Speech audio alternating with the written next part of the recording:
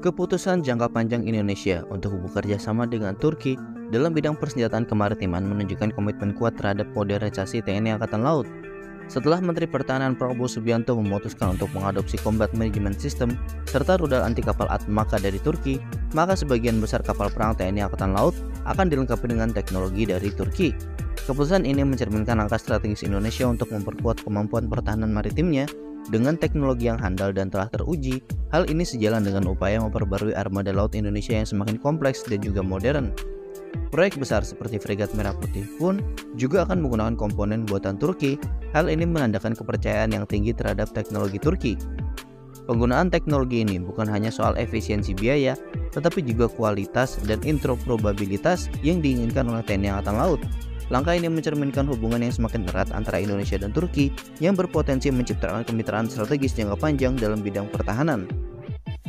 Kerjasama antara PT PAL dan Turki baru-baru ini semakin memperkuat isu mengenai kemungkinan Indonesia mengakuisisi destroyer dari Turki. Turki dalam program Milgemnya telah menunjukkan kemampuan dalam membangun kapal perang mulai dari korvet hingga fregat dan kini tengah menuju ke pembangunan destroyers. Program ini telah menarik perhatian berbagai negara, termasuk Indonesia yang melihat potensi besar dalam mengadopsi teknologi dan juga keahlian Turki. Meskipun Turki saat ini baru membangun korvet dan fregat, keberhasilan program Milgem dalam menarik minat negara-negara seperti Pakistan dan Malaysia menunjukkan bahwa teknologi maritim Turki telah diakui secara global. Malaysia dan Pakistan misalnya telah mengakuisisi kapal misi pesisir berbasis korvet Ada Class dari Turki. Hal ini menunjukkan bahwa teknologi Turki memiliki reputasi yang baik di pasar internasional dan menjadi pilihan bagi negara-negara yang ingin memperkuat armada maritim mereka dengan solusi yang efektif dan juga teruji. Indonesia memilih jalan yang berbeda dengan Malaysia maupun Pakistan yang lebih memilih korvet. Indonesia justru menunjukkan minat pada destroyer Turki, yakni destroyer TF2000 yang merupakan bagian dari proyek Milgem juga. Menjadi fokus utama dalam potensi kerjasama ini.